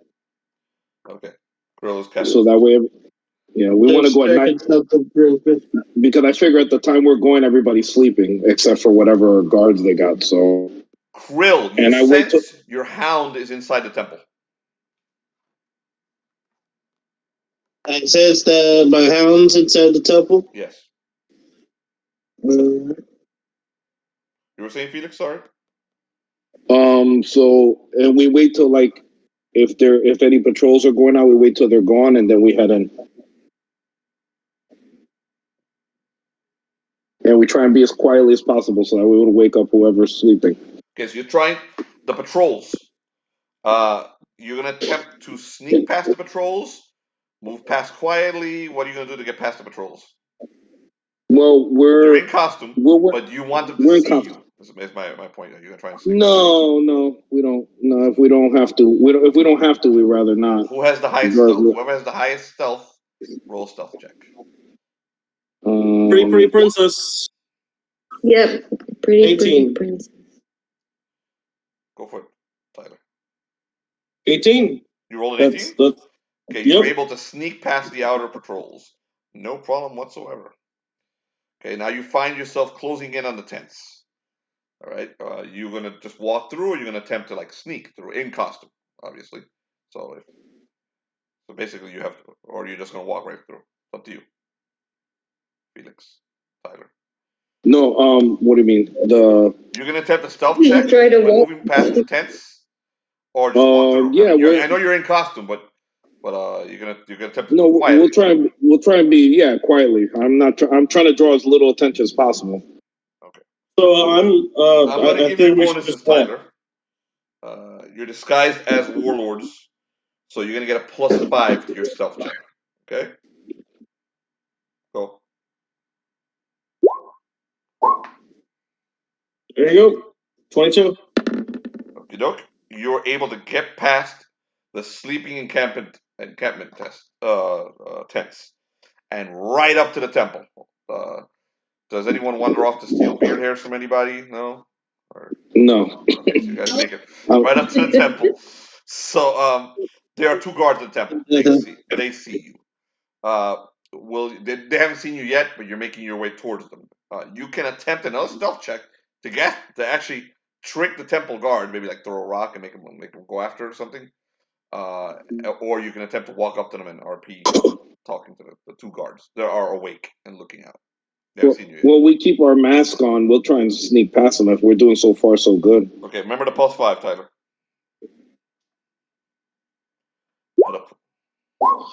There you go. 25. 25? Okay, so pretty princess, Tyler, tell us what she does to trick the guards. It's very, very simple. She uses her magic staff. She uses her magic staff. And with her magic staff, she looks over at a locked chest. She's like, and there's immediately like some sort of tick tick tick, like the loud Bill the elf alarm or whatever. So the Bill the elf alarm. Whenever you pick a lock, it happens. A little alarm happens. So she's like, some sort of lock in a distance kind of alarms. Very good. I totally forgot about Bill the elf's staff.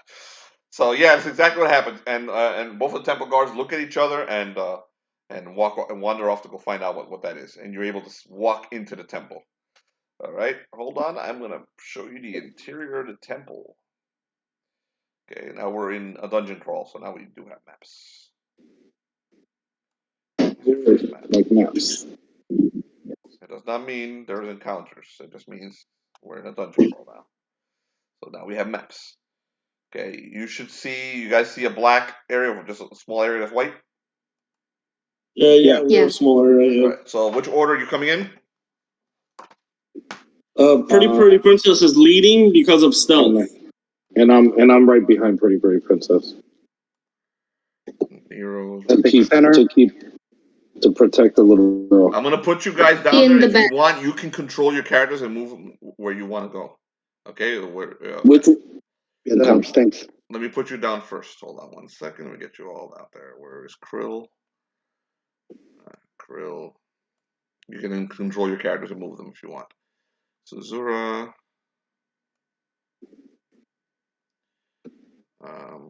Like Krill moving backwards. Suzurra and the Rohan. Koligar. What's going on? All right, that's everyone, right? All right. Irek has not returned, Felix. So as you step into the room, it's completely pitch black as each of you step in the room in a cross formation. From the shadows to the left and to the right, as you step in, something was waiting for you to step in completely, and they step out of the shadows the moment all of you are inside the room together. Oh no! Very large robots come out of the shadows, turn their guns on you. At 9,000s. Yep, aim them right at you, and halt, intruders. You have 30 seconds to comply. And that's where we're gonna end the night. Right there on a nice little cliffhanger. So while you're approached by Ed 209. Yeah, this is a total homage to the 80s.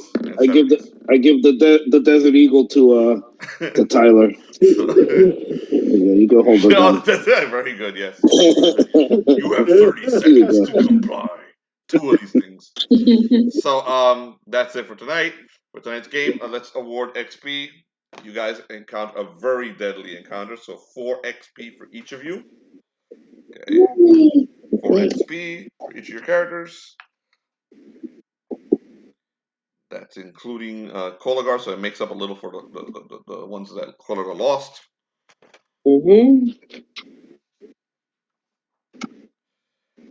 I'm gonna let you guys vote your MVP tonight. So decide your MVP. Who's the MVP tonight? We'll start with you, Kirk. MVP is just best RP or best whatever fuck criteria you want to use. This name the player that MVP, the character that's MVP tonight. I'd have to give it to Tyler because he was bouncing back from Pretty Princess to Koligar. Which are the 2 characters? I say Koligar. All right. Tyler, who do you want to? Bear in mind you can't vote for yourself. I'm not going to vote for myself. God, I think it's going to have to be Krill trying to sell spices to those poor merchants. Okay, so 1 for Krill. Krill selling Felix. To the refugees. Felix. God. MVP. I think Kirk came up first with the idea for wearing the costumes to get in, so we wouldn't get fucking murdered. Okay, that was a good idea. 3 of you. Thank you. By the way, if everybody gets 1 vote, I'm not giving anyone anything. Luce, who are you voting for, Luce? For Kirk. For Kirk, so that's 2 for Kirk. Jonathan. I'm going with Koligar. Okay, so that's 2 for Kirk, 2 for Koligar, so we're gonna split it. 2 XP extra for Kirk, 2 XP extra for Koligar. Thanks, Jonathan. Thank you, guys. All right, there you go, guys. Alrighty. Thank you, Felipe. All right, then that's it for today, guys. I'm going to stop the video.